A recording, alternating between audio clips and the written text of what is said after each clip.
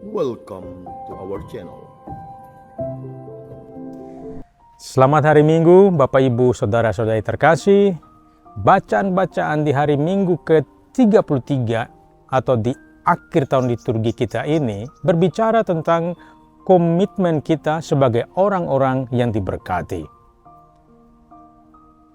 Kitab Amsal dalam bacaan pertama menggambarkan potret ibu rumah tangga yang terpuji. Dia dipuji bukan karena make up, tetapi karena ia takut akan Tuhan. Dia seorang pekerja keras, dia murah hati, dan dia membawa sukacita bagi suami dan anak-anaknya. Maka cantik atau ganteng yang sejati bukan soal rupa, soal paras, soal pakaian, soal jabatan, tetapi lebih kepada soal kualitas hati yang bersumber dari Allah. Allah lah yang telah memberikan pada kita talenta, hal-hal baik untuk kita kembangkan demi kebaikan dan keharmonisan hidup bersama sebagai bentuk pertanggungjawaban jawaban kita kepada Dia. Maka saudara-saudari terkasih, ada beberapa hal penting yang patut kita renungkan di hari Minggu ini. Pertama, soal kemurahan hati Allah. Talenta melambangkan hadiah yang Tuhan berikan untuk kita, yang Ia berikan juga sesuai dengan kemampuan kita. Karena itu, tidak ada alasan untuk iri hati kalau ada yang lebih dari kita, lebih unggul atau lebih-lebih yang lain. Hal penting adalah bukan soal banyaknya bakat yang dimiliki, tetapi seberapa baik kita menggunakan apa yang kita miliki saat ini. Allah tahu alasan ketika Ia memberikan bakat khusus untuk masing-masing kita. Dan Allah tidak menuntut apa yang tidak kita miliki, tetapi Ia ingin apa yang ada pada kita kecil sekalipun, itulah yang harus dioptimalkan sehingga menghasilkan buah dalam kelimpahan. Poin kedua, soal pentingnya kita mengevaluasi diri kita masing-masing. Setiap kegiatan perlu dievaluasi.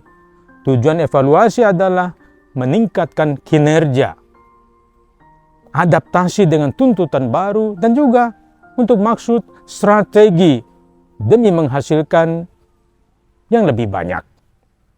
Tindakan evaluasi tidak hanya untuk bisnis manusia, tapi juga berlaku untuk hidup rohani dan urusan kita dengan Tuhan. Kita mengevaluasi dan menilai apa yang kita lakukan sebagai individu dan juga sebagai bagian dari komunitas. Dan kita bertanya,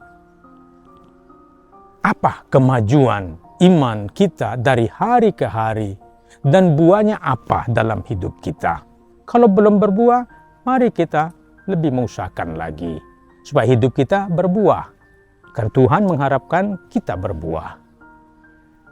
Poin ketiga, ternyata rasa takut itu membuat kita lumpuh. Lihatlah apa yang terjadi dengan hamba yang menerima 1 talenta. Dia takut uang tuannya dan lalu menguburkan talenta itu. Hasilnya, uang itu diambil dan hamba itu dihukum. Hal penting di sini adalah jika kita takut, kita tidak bisa berbuat apa-apa. Kita harus mengambil risiko bekerja dengan karunia yang telah Allah berikan untuk kemuliaan Allah dan kesejahteraan bersama kita. Hanya dengan mengambil risiko, kita bisa melakukan lagi dan lagi. Pepatah Prancis mengatakan, orang yang tidak berani mengambil risiko tidak memiliki apa-apa. Terakhir, saudara-saudari terkasih, tuntutan atau tanggung jawab karena kita berbakat. 2 hamba yang diberikan 5 dan 3 talenta menggandakan talenta, dan Sang Tuhan pun memberi mereka tanggung jawab lebih lagi. Kemajuan diri terjadi karena kita terus berlatih. Yesus berkata, setiap orang yang memiliki akan diberikan lebih. Jika tidak, bahkan apa yang ada dalam dirinya akan diambil. Yesus mengajak kita untuk terus melatih, mengasah diri, mengasah bakat kemampuan kita. Jika tidak, talenta yang ada pada kita akan makin hilang dan akhirnya tidak ada lagi pada diri kita. Hilang, lenyap, karena tidak ada pelatihan, tidak ada penegasan-penegasan yang terjadi dalam diri kita. Maka saudara-saudari terkasih, mari kita mohon rahmat untuk mengembangkan anugerah-anugerah yang ada pada kita untuk pertama-tama kemuliaan nama Allah sendiri.